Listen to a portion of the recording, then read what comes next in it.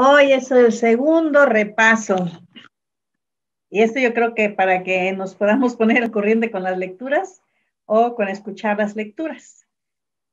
Es la lección 19 y vamos a hacer un repaso desde Esdras hasta Cantares. Son varias lecciones. En el cuadrito recordamos que ya hace un tiempo, desde que iniciamos con Génesis, Éxodo, Levítico, Números, Deuteronomio, pues cubrimos la Torá, el Pentateuco, los 5 primeros libros, uno para cada dedo. Luego seguimos con los profetas, bueno, así se llaman, los Neviim, y vimos a Josué, vimos jueces, vimos Samuel, vimos reyes, y luego brincamos a los Ketubim, que son los escritos. Y de esa forma tenemos la T de Torah, la N de Neviim y la K, J de Ketubim, de escritos. Y bueno, decimos la Tanaj. Tanaj, que es la abreviatura para decir la Biblia del Antiguo Testamento, nada más. Y allí en los escritos, pues estamos viendo, o ya vimos, los libros de Esther, Esdras, Nehemías y Crónicas. Y ahora estamos viendo también ya los poéticos o sapienciales, que son Salmos, Proverbios, Job, Cantar de Cantares. Pues ya estamos pues, casi, ¿no? Terminando. No, nos faltan todavía. Nos faltan la mayoría de los profetas. Pero ahí vamos a hacer el repaso entonces. ¿Recuerdan la matemática proporción de 5-12 y luego medio 5 y otra vez 5-12? De los que ya vimos, que son los 5, después vimos los históricos, que son 12, luego vimos los sapienciales, y ahí vamos, se nos faltan los profetas, estrictamente hablando, los llamados mayores, porque escribieron más, y los menores, porque tenemos menos, quizá escribieron igual, pero lo que ha quedado para nosotros, pues son páginas pequeñas, comparado con los otros, y entonces por eso les llaman también los menores. Y aquí estamos, como decía, estamos viendo, pues ya prácticamente, si hacemos la cuenta, pues llevamos más de la mitad, porque llevamos 5, 12, 5, y nos faltarán 5 y 12. Pues ahí vamos con la lectura, con el estudio, con la meditación de los libros. Unos nos gustan más que otros, pero ahí vamos. Los libros históricos son los postexílicos, esos son los que hemos estado viendo en esta sección, es decir, los libros de Esdras, Nehemías y Esther. Se llaman así precisamente porque narran eventos que ocurrieron después del exilio, de ese evento tan triste que ocurrió en la historia del pueblo de Israel, que fueron arrancados de su tierra y llevados a lugares lejanos, esclavizados, tenían que servir a los conquistadores. Y pues no solamente ellos, desde la caída del Israel en el norte, que vinieron los asirios y destruyeron Samaria, destruyeron los lugares fortificados y se los llevaron como esclavos. Y luego trajeron gente de por allá que viniera a poblar acá también, y se mezclaron, digo, no dejar totalmente despoblado el lugar, se llevaron a los esclavos, a los fuertes, a los jóvenes. Los pobres, los viejos que no murieron, pues se quedaron allí, pero luego vinieron extranjeros, se mezclaron con ellos, y eso acabó con las tribus de Israel, es decir, las que no eran del reino de Judá. Pero lamentablemente, pues Judá no, como decimos, no aprendió, no escarmentó en cabeza ajena, y también a Judá pues le cayó el cautiverio, la caída. Entonces Judá, cuando fueron llevados, deportados por los babilonios, porque después de haber tenido el poder los asirios fueron derrotados por los babilonios y ellos eran los que vinieron y conquistaron Judá. También conquistaron Egipto y se llevaron deportados a Babilonia. En la tercera deportación, el templo fue destruido y el reino tal cual pues dejó de existir. Sin embargo, Babilonia también le tocó su turno y fue Ciro, el persa, el que hizo, pues, realmente ya Babilonia estaba en decadencia. Los babilonios ya ni siquiera quisieron pelear. Le dijeron, ¿sabes qué, Ciro? Aquí estamos, mejor por las buenas.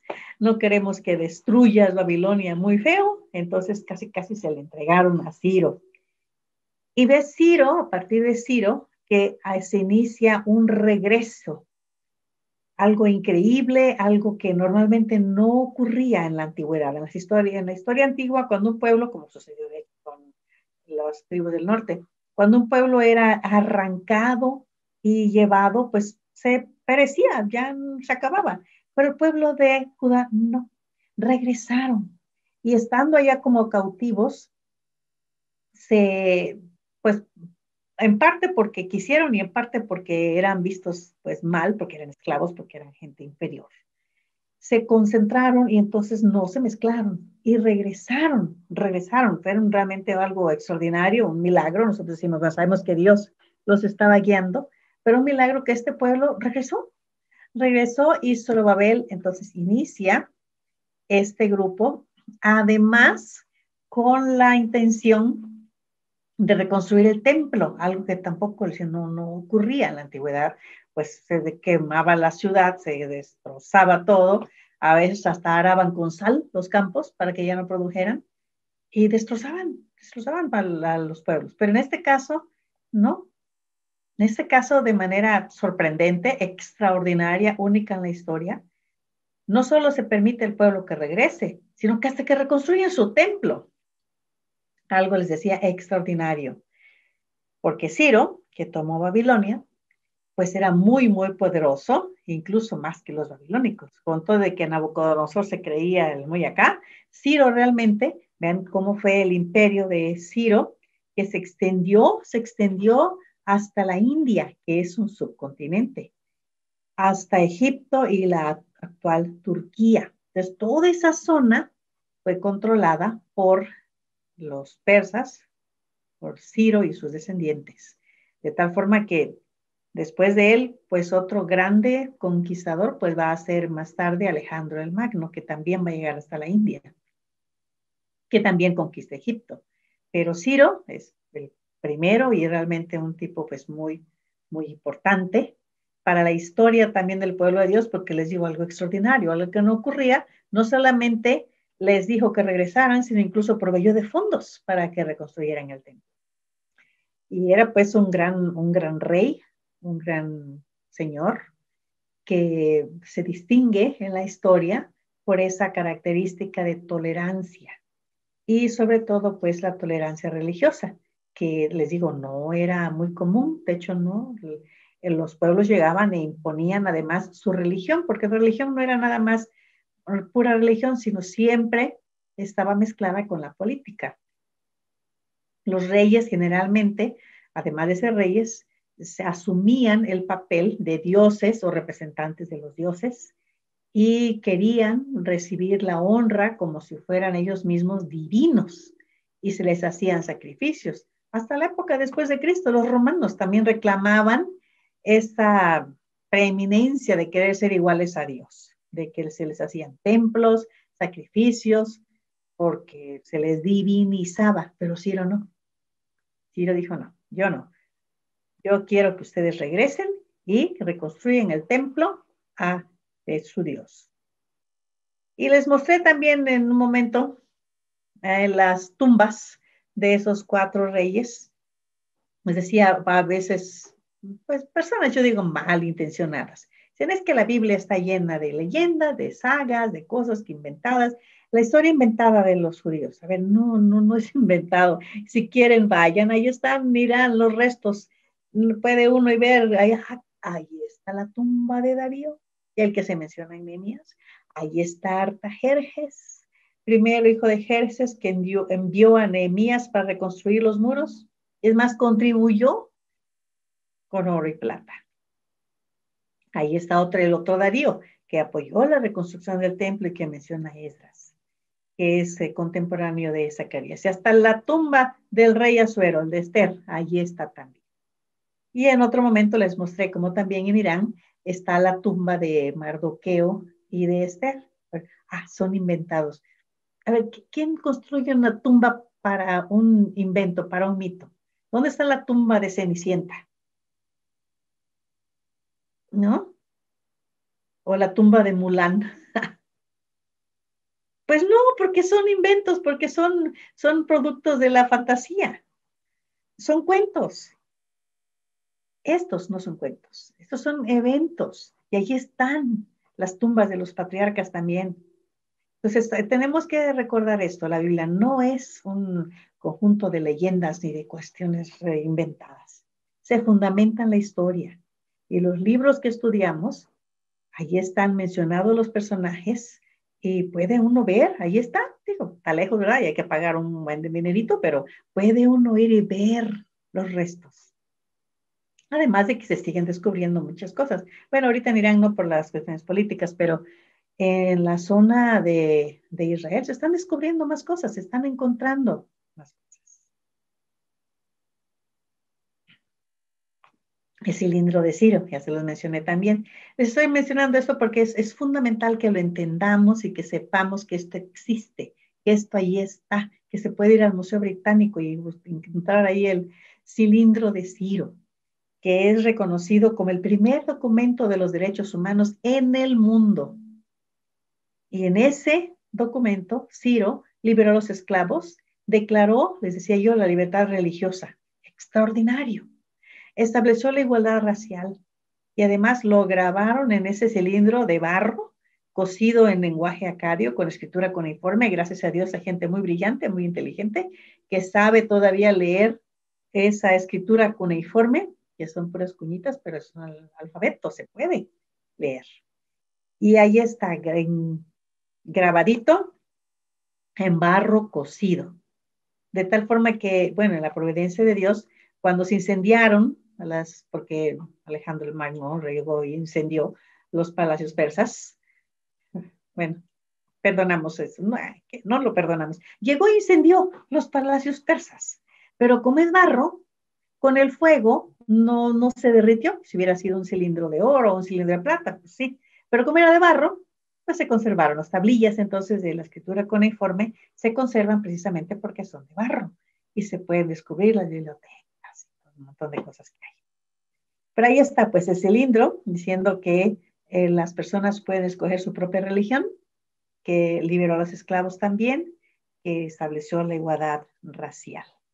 Y les decía, este documento está traducido en los 6 idiomas oficiales de las Naciones Unidas y los primeros 4 artículos de la Declaración Universal de los Derechos Humanos, que le debe mucho también a la de los franceses, pero antes de los franceses, vean las fechas, más de 1000 años antes de los franceses ya estaba allí Ciro diciendo estos principios fundamentales de los derechos humanos.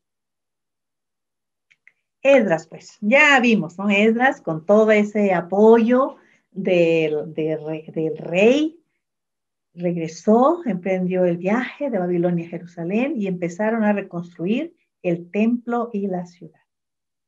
Las actividades de Esdras como escriba, como sacerdote, arreglando la vida religiosa, poniendo en práctica varias reformas del culto, el templo tenía que ser reconstruido, como decía, era un pueblo que tenía una misión. Y la misión era llegar y reconstruir el templo. Y el templo era tan importante, bueno, y lo es todavía, porque era el centro, era el símbolo del pueblo. Pudiéramos pensar, por ejemplo, en nuestro caso, quizá las pirámides de Teotihuacán, que son como el símbolo del sol y la luna, el símbolo del grupo allí. Y claro, si son destruidas, pues se pierde la identidad. Pero aquí era mucho más incluso que eso. Por eso era tan importante que ellos reconstruyeran el templo porque el templo simbolizaba la nación misma. Una nación sin templo no era nación.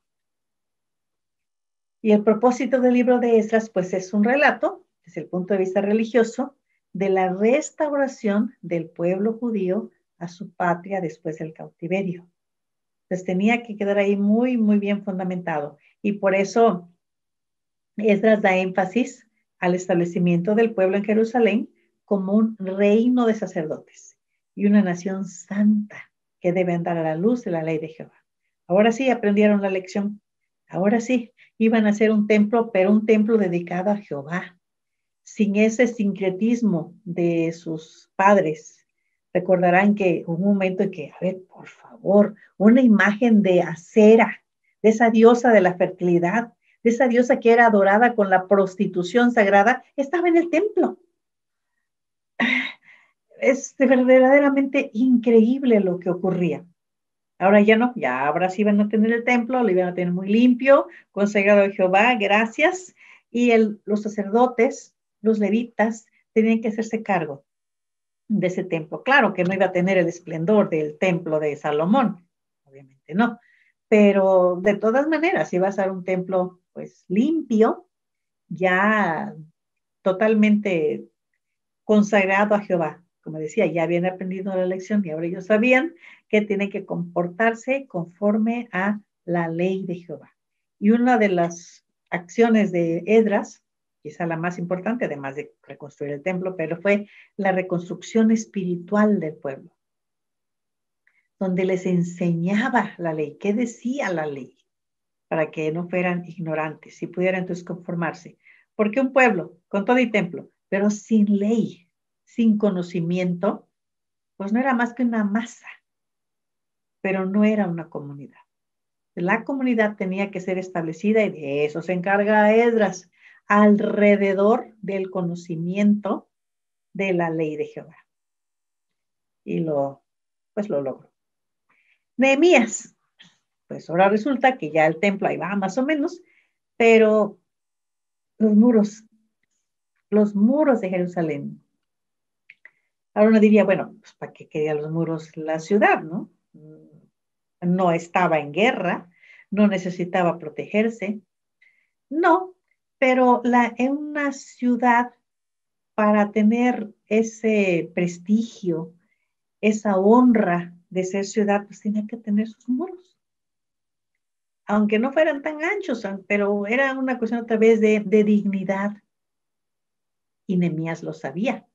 Entonces él pues se siente muy, muy triste de que la ciudad de Dios pues esté con los muros todos derruidos, destruidos.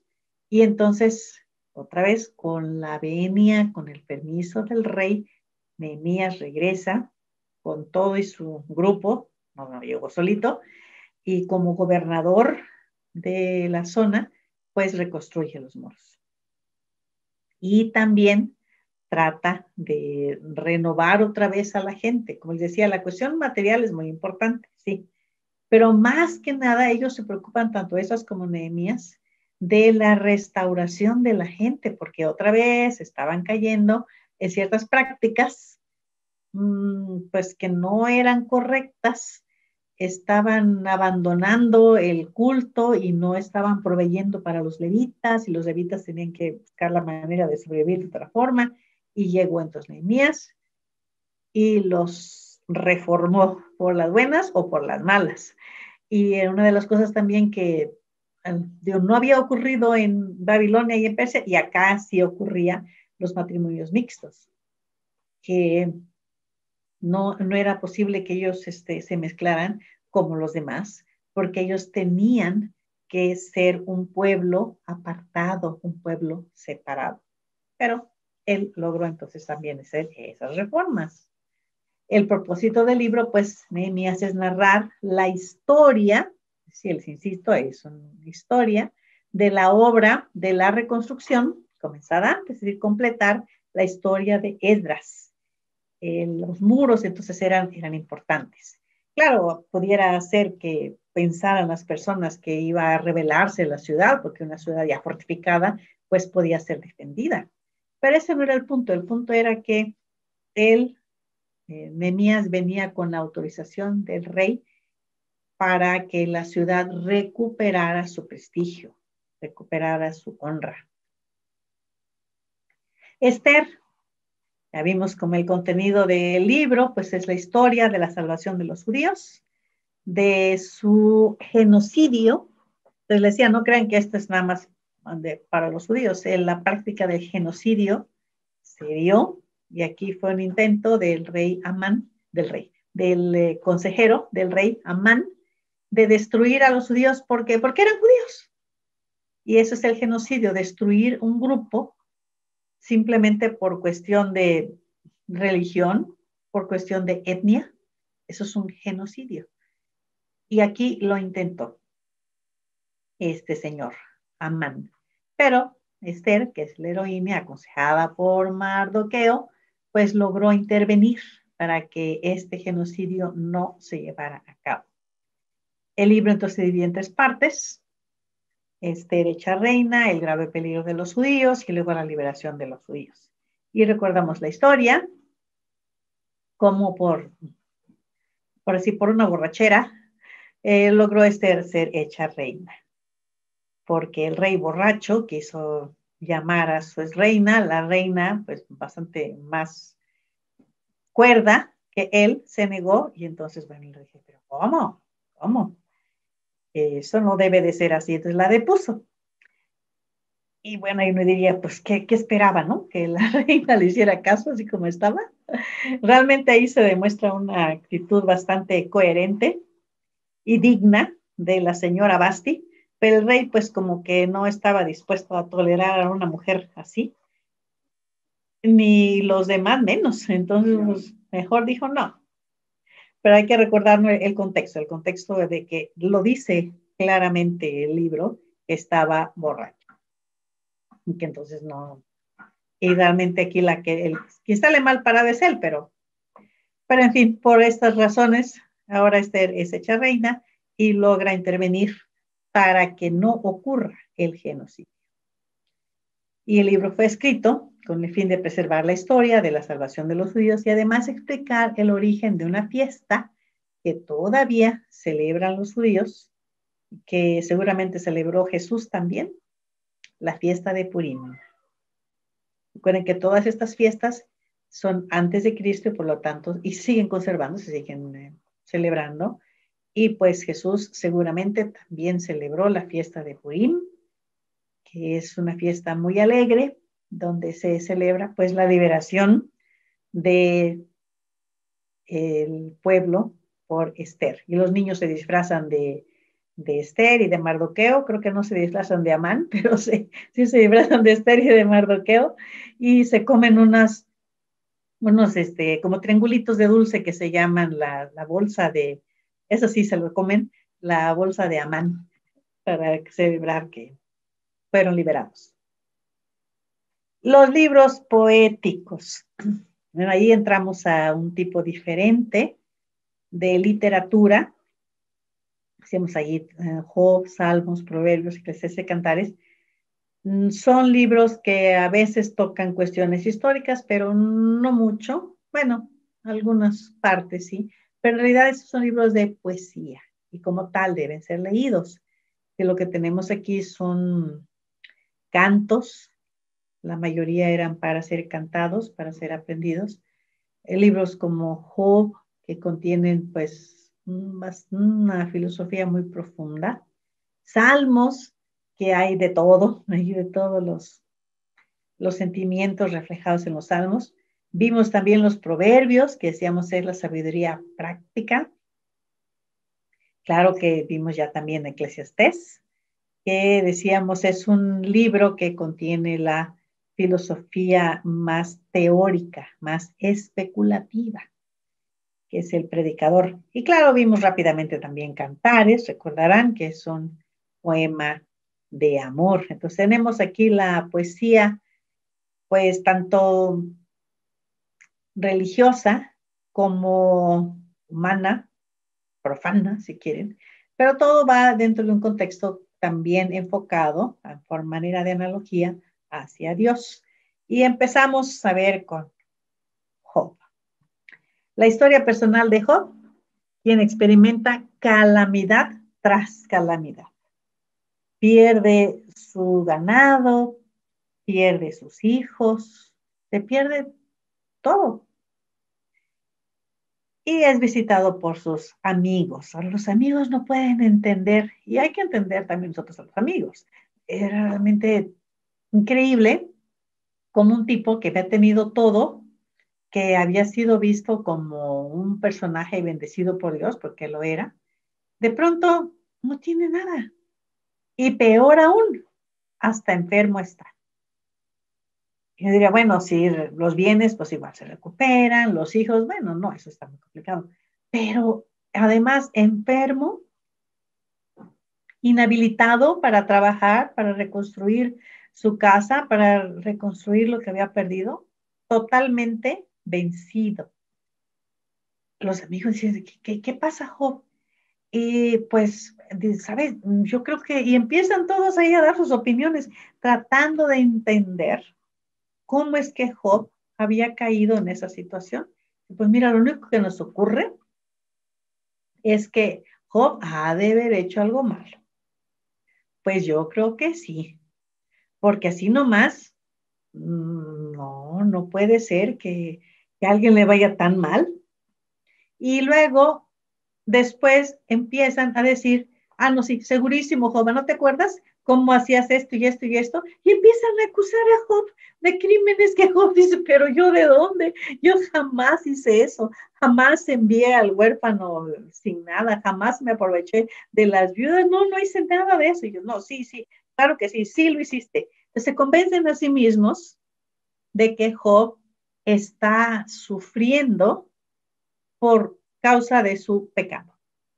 Pero bueno, claro, todos somos pecadores, pero Job dice, Señor, en buen plan. Y Job, entonces, dado que con sus amigos no puede obtener vindicación, clama a Dios. Dice, Señor, en buen plan, yo no he hecho nada. Dice, enséñame que yo conscientemente haya hecho mal, ¿no? Y es que ellos no saben del escenario que ocurrió en el cielo cuando Satanás le dice a Dios, no te sirve de balde. Y Dios permite que Satanás ataque a Job. Y allí el tema que había puesto el maestro para este libro es el misterio del sufrimiento. Uno quisiera entender por qué ocurre la maldad, porque hay esas situaciones de tristeza, a veces tristeza infinita. Y allí en el libro de Job, pues Dios se revela como el omnipotente, el soberano, quien dirige la vida y las experiencias del hombre. Y hay una lección ahí de humildad, porque imagínense, Job mismo no dice, yo quiero entender cómo, pero dice Dios, ¿y tú dónde estabas cuando yo hice el universo? Si ni siquiera eres capaz de entender los misterios de la creación, ¿cómo pretendes, Job, comprender los designios de Dios? Y les decía, es una cuestión de humildad en el caso de Job para nosotros, porque tratar de entender la mente de Dios, por definición es imposible.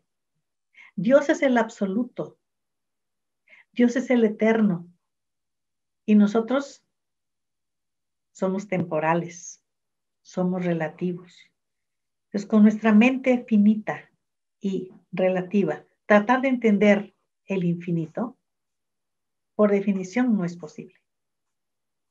Y es que la obra de Dios en la vida de Job era incomprensible para Job. Y al final Job tiene que decir, Señor, me rindo ante tu soberanía. Y Job es bendecido por Dios. Y el propósito del libro es discutir ese problema de los sufrimientos del creyente, las aflicciones de la vida, además de tener un propósito educativo, vienen los hijos de Dios para que su nombre sea glorificado. Y eso les decía, por definición, no es posible entenderlo, porque sería tratar de poner a Dios y a los designios de Dios bajo el lente de un microscopio. A ver, No, nuestra mente finita, relativa, no puede jamás llegar a entender el absoluto, el infinito. Y el resultado de las experiencias de Job es que Dios es glorificado, Satanás es vencido y Job es bendecido. Es decir, al final, los amigos tienen que ser pues perdonados por Dios porque no entendieron y trataron de explicar desde el punto de vista humano el sufrimiento de Job.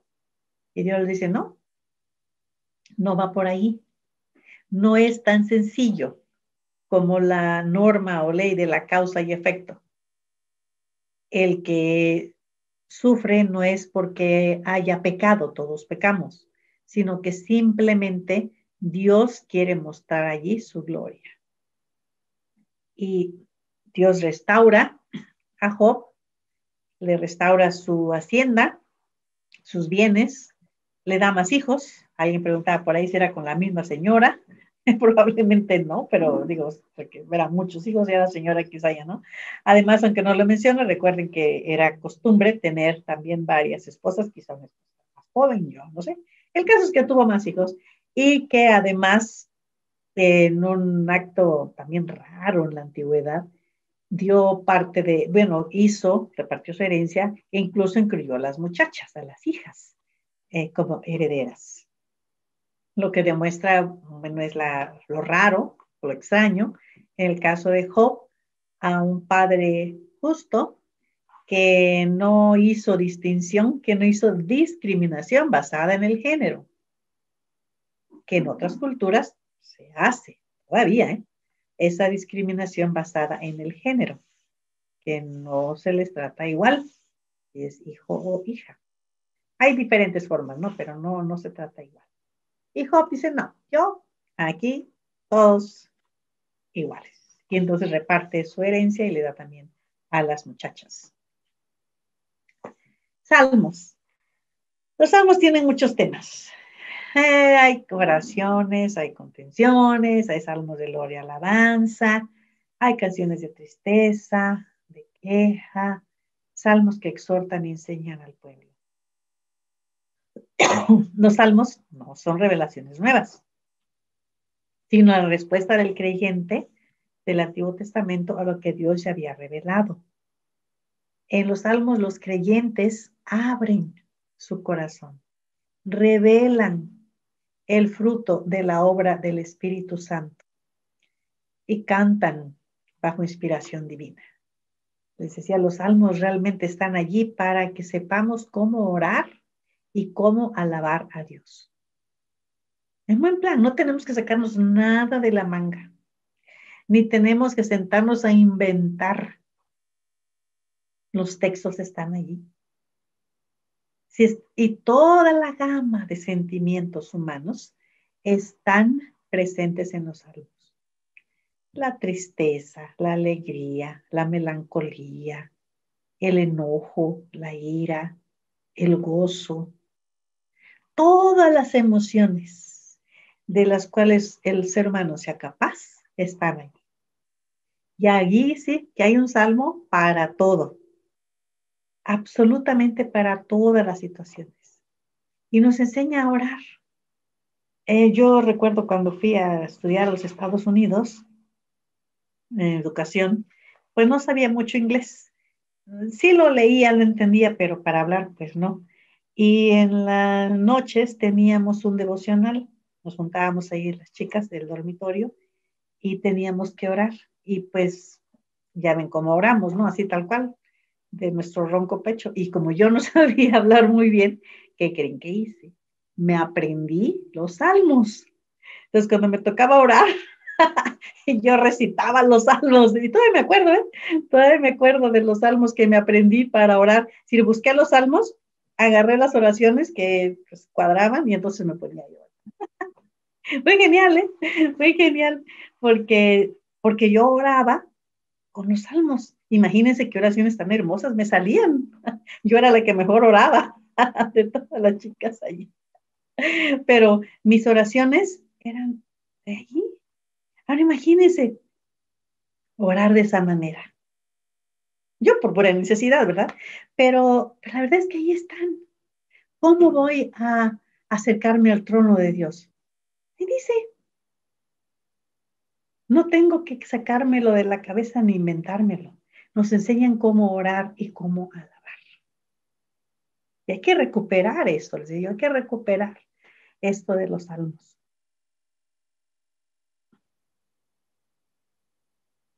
El libro es de oración, adoración para el creyente y para el culto. Es la instrucción religiosa para la comunidad del segundo templo, instrucción para dirigirse a Dios en varias circunstancias de la vida. Ahí fueron organizados los salmos. Probablemente decíamos que siguiendo el patrón de los 5, ¿no? Del Pentateuco. Y entonces en los salmos tenemos los 5 libros y están mezclados. La mayoría son atribuidos a David o eran de David antes del templo.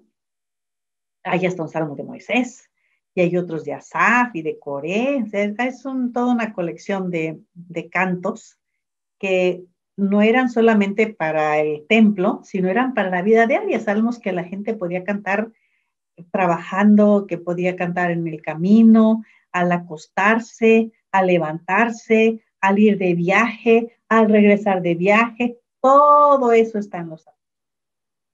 Entonces, para cualquier actividad se puede tomar un salmo y decirlo. El pueblo, no somos los pueblos cristianos y también el pueblo judío, somos llamados el pueblo del libro, pero saben que también nosotros somos un pueblo que canta. Ahora con la pandemia ya no vamos a poder cantar tan libremente en los cultos, pero cantamos. Ahora decimos que cantamos a Dios. Sí cantamos a Dios, pero también cantamos para nosotros mismos. Algo hay en la música que establece esa relación espiritual entre nosotros y Dios. Dios es el inventor de la música. Y cuando, por ejemplo, estamos tristes en los funerales, los cristianos cantamos. En las bodas, en todas las acciones que tenemos en la vida, hay salmos para que podamos cantar. Y tenemos, les digo, que recuperar los salmos como parte integral del culto. Y ya les dije, sí podemos usar los himnos, sí, pero no como sustitutos. Estoy dando, de hecho, un curso sobre salmos y decía una maestra de música, dice que Isaac Watts llegó y dijo, ya estoy harto del salterio ginebrino, vamos a cambiar. Y empezó a meter los himnos. Y nosotros heredamos eso, los himnos. Y tenemos que ser críticos. No estoy diciendo que quitemos a los himnos no, pero hay que ser críticos a la hora de cantar. ¿Qué estamos cantando? Es que me gusta la tonada y me gusta la melodía. No, ¿qué dicen las palabras? Y la verdad es que algunos himnos que tenemos hay hasta herejías. O los cantos que cantamos luego entre los jóvenes, hay hasta herejías. Mi Dios es real porque lo siento en mi ser. A ver, aunque no lo sientas, esa no es la razón por qué es real. El Señor es real, lo sientes o no. No depende de ti ni cómo te sientes.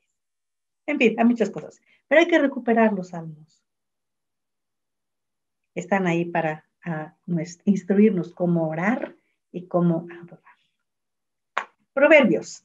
Bueno, ahí esa es una sabiduría práctica, cómo es que el hombre puede vivir prudentemente, honestamente, discretamente.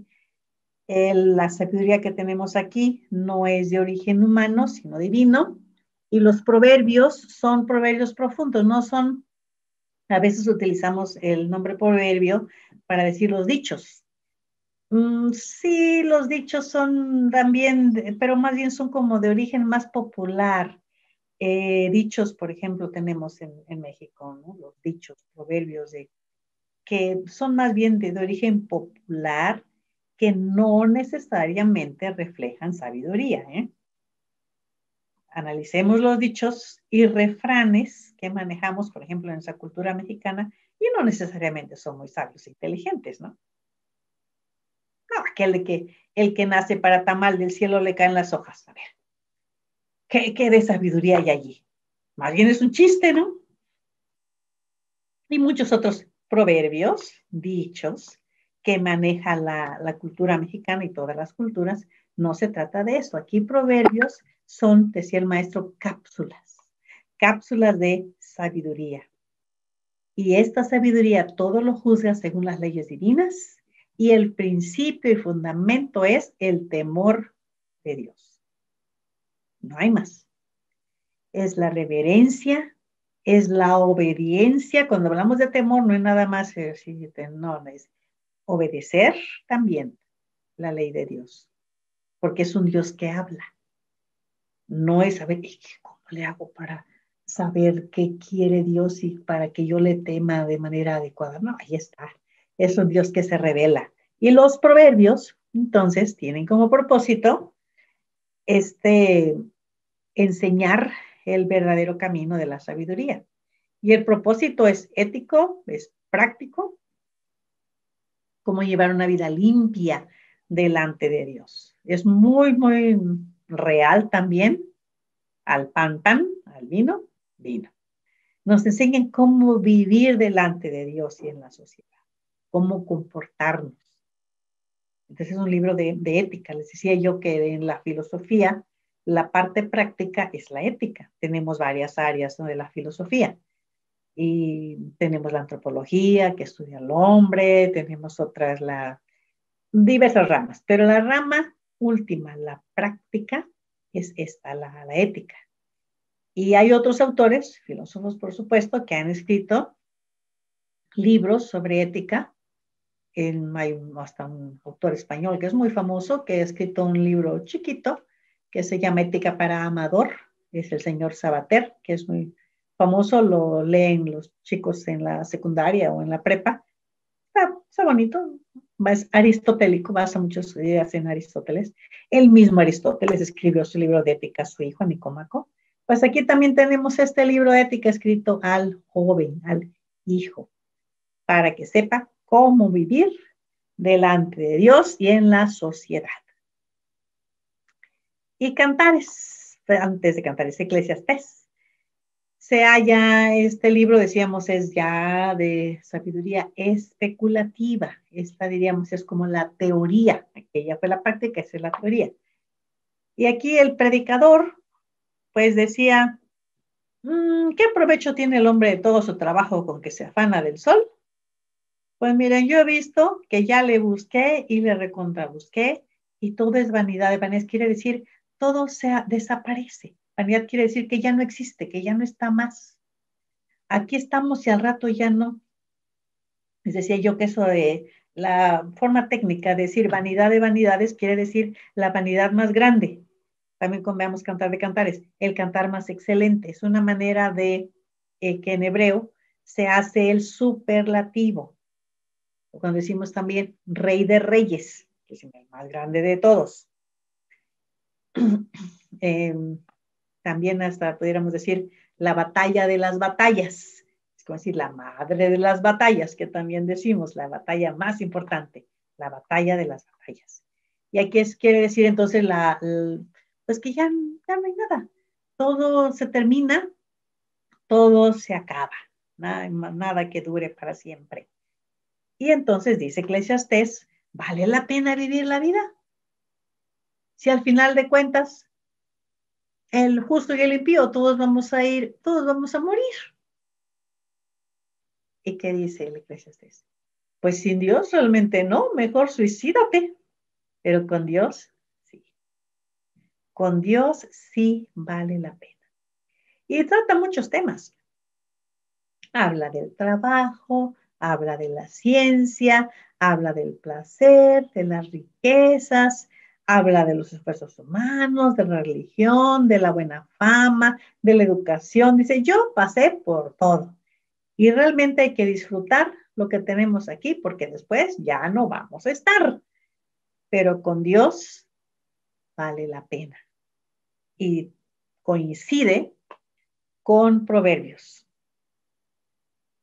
Que aquí estamos, dice sí, pero el principio de la sabiduría es el temor de Jehová y obedecer sus mandamientos.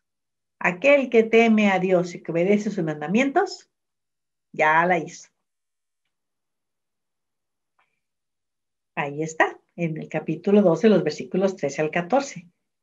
El hombre que no tiene a Dios en su vida, pues podrá tener disfrute momentáneo, podrá tener placeres, pero al rato, realmente la vida del mundo pecador es un gran desengaño, una terrible desilusión, porque entre el hombre que más tiene, más quiere, y realmente es insaciable. Si antes se conformaba con unos zapatos de 200 pesos, luego, ay, ya le gustaron los de 400. Y al rato, no, los 400 no, ya quiere uno de 800. Y nunca se va a acabar. Si antes estaba tranquilo con una casita de un par de recámaras, pero, si puede, le añade otra. Y si aguantan los cimientos, le hace un segundo piso. Y ahí va, y ahí va. Pero la vida verdadera es una relación buena y feliz con Dios. Y contrasta la vanidad de las cosas terrenas que perecen, absolutamente todas perecen, con la excelencia de la sabiduría celestial. Y él dice, tengamos una perspectiva correcta. Lo que tenemos aquí, los bienes que tengamos aquí, los placeres que tengamos aquí, la educación que podamos tener, al rato ya no va a estar. Pero temer a Dios, guardar sus mandamientos, eso es lo importante. Cantares. Pues vimos cantares, que decíamos un canto del amor verdadero, un amor para siempre, el encuentro de los dos amantes, las expresiones de amor de uno hacia el otro, el desfile nupcial, los cantores en el palacio, el triunfo del amor. Y pues de los tiempos antiguos los judíos vieron en este libro un cuadro del amor de Dios por su pueblo escogido. Entonces el propósito del libro es doble, es didáctico. Sí es un canto de amor, sí se puede usar para los matrimonios y los muchachos y las muchachas pueden aprenderse los versículos de allí de Cantares y dedicárselos. Claro que sí, sí se vale porque para eso es. Pero además, decíamos, por analogía, el propósito del libro es enseñar la fidelidad que hay de Dios para su pueblo y que Dios espera también de su pueblo hacia él. Que haya pues esa unión de fidelidad entre los dos y que este amor que hay entre ellos pues sea un amor que dure para siempre. Y ahí está pues el drama del libro de Cantares, donde parece ser que Salomón se entromete y va a separar a la pareja y luego se lleva a la muchacha al harén y luego ella no quiere estar y bueno, al final todo se arregla bien y como termina el libro de Cantares, pues con el joven, el pastor diciendo, Salomón, te puedes quedar con las 1000.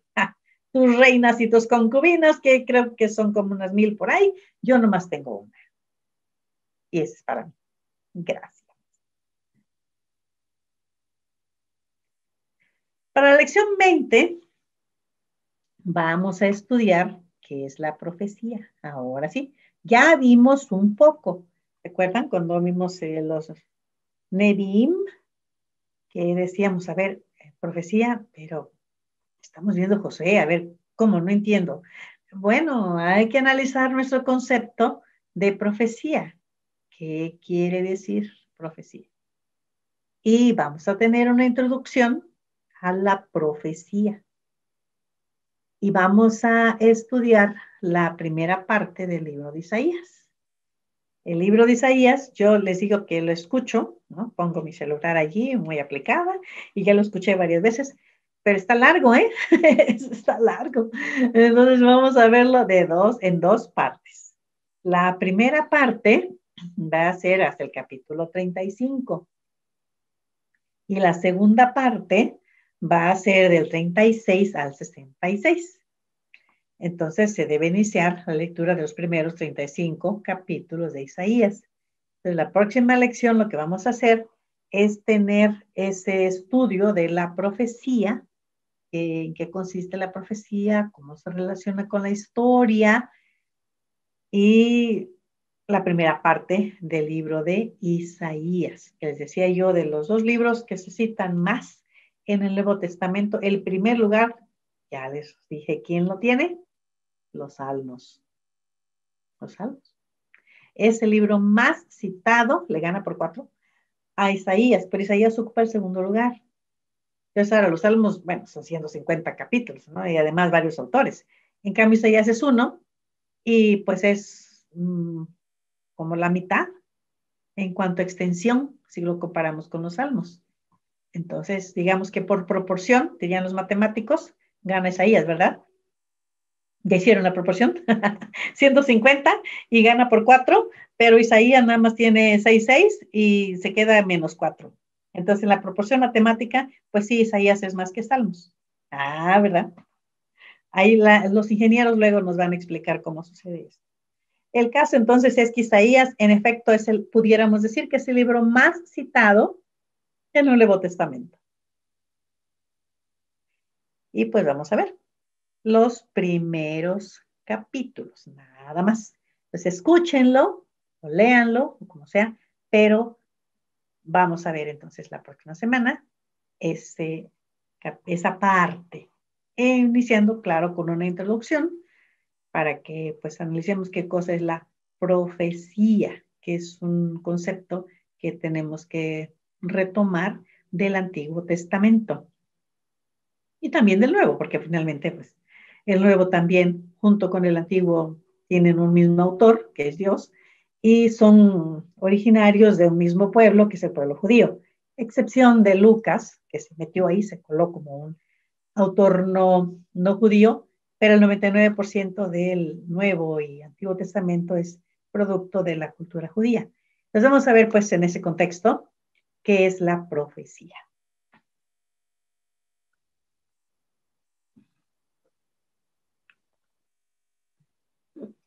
Bueno, misión cumplida, ya vimos el repaso.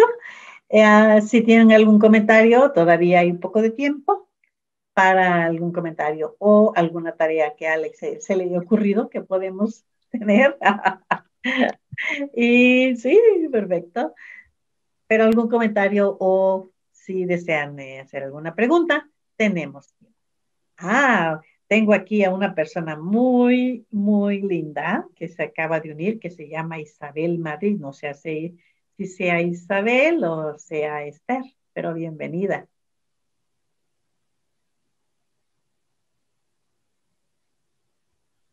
Hermana, yo conozco, buenas tardes, yo conozco el Salterio de Ginebra. ¿Se ha escuchado del Salterio de Ginebra? En España hay bueno, hasta donde yo sé, es la única iglesia que yo sepa que lo canta y que lo utiliza. El pastor se llama Jorge Ruiz, es un español, y su iglesia se llama Westminster, en España. Y ellos lo tienen en español, el salterio, y yo yo veo las prédicas de él por YouTube porque tiene un canal, y muy bonito, o sea, el hermano es totalmente reformado. Y ellos cantan ese es su libro de cantos, el Salterio de Ginebra. No tienen himnario ni nada, ese es su libro, su himnario.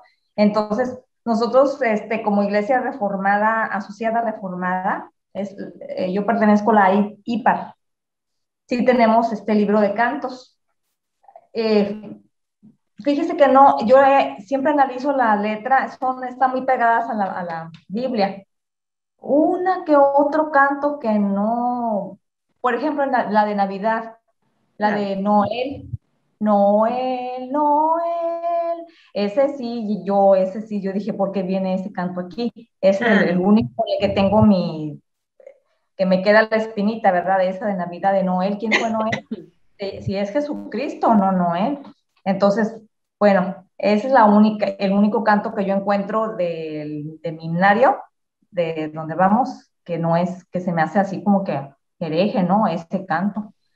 pero los demás habría que también analizarlos. Pero sí sería bueno, Ala, que todos cantáramos el salterio, porque son los salmos. ¿Lo tiene en PDF? Sí, hermana, lo tengo en PDF, lo tengo en PDF y en YouTube vienen cómo va o sea, lo tengo en PDF con la nota y lo que dice. O sea, cómo va, o sea, lo que dice el Salmo, vaya. ¿Nos lo puede compartir? Sí, hermana, como usted me diga de qué manera, yo lo tengo, ¿me puede dar algún correo? Sí, sí, sí, sí, sí, sí. A ver si alguien está interesado ahí por el chat, lo podemos pedir. Yo voy a poner ahí en el chat, voy a poner mi correo. Por favor, hermana. El hermano Oscar no me podía mandar a mí, porque sería para mí ahorita difícil escribirlos todos, mandarme por el WhatsApp los correos y yo se los envío. También Reisel está diciendo que lo tiene. Bueno, el hermano se los puede contar. Sí. Y en YouTube, bueno, para el que no sepa leer las notas, YouTube viene la melodía, en YouTube nada más se pone. ¿Ahí cómo lo buscamos? ¿Ahí cómo lo buscamos? ¿Como Salterio de Ginebra? Sí, lo pone Salterio de Ginebra. Bueno. Y de hecho hay varias páginas, pero en una de ellas vienen, pues, no le digo que los 150 salmos o todos los salmos, no, pero vienen bastantitos. Y, por ejemplo, les comentaba en una de las clases pasadas, en otro estudio, que el Salmo 23, ¡ay, qué bonito está la melodía!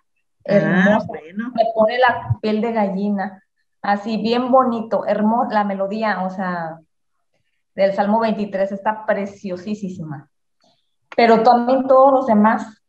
Es una cosa preciosa. Y de hecho,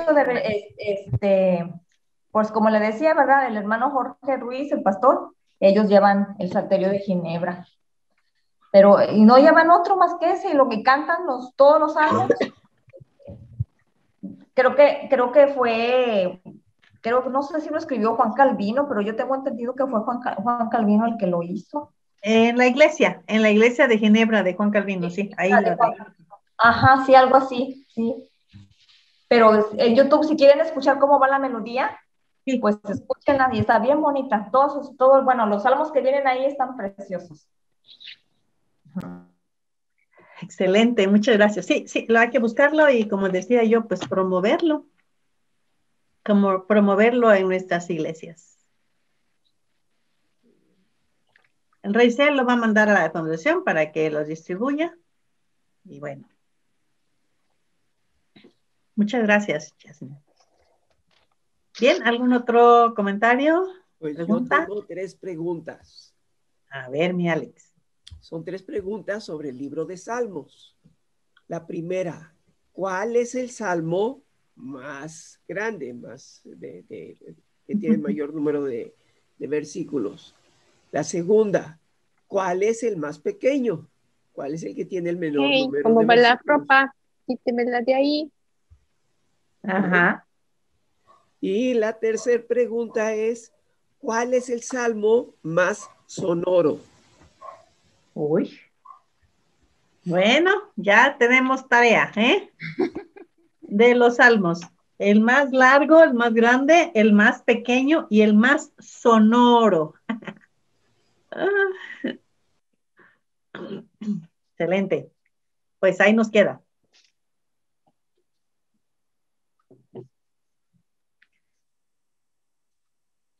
¿Algún otro comentario, pregunta?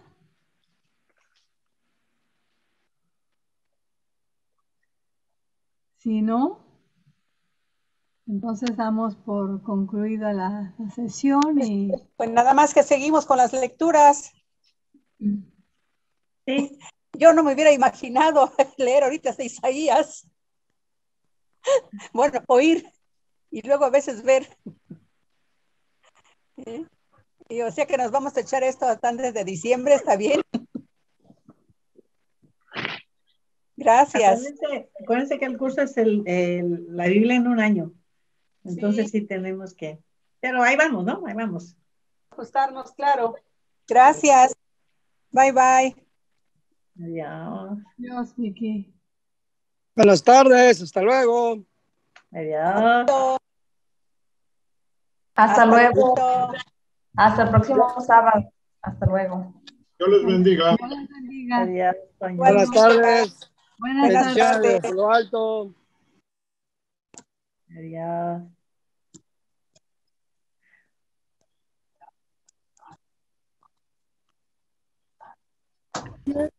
Sí. Saludos a todos. Francis, Sarita, Vicky y todos los Adiós. demás. Gracias, igualmente. Qué gusto. Isabel y Carmen. Ay, estate. Ay, Ah, qué gusto, chicas. Okay, bye. un abrazo y Bye. gracias por toda la información. Muchas gracias. Adiós. Bueno, nos vemos. Hasta luego, buenas tardes.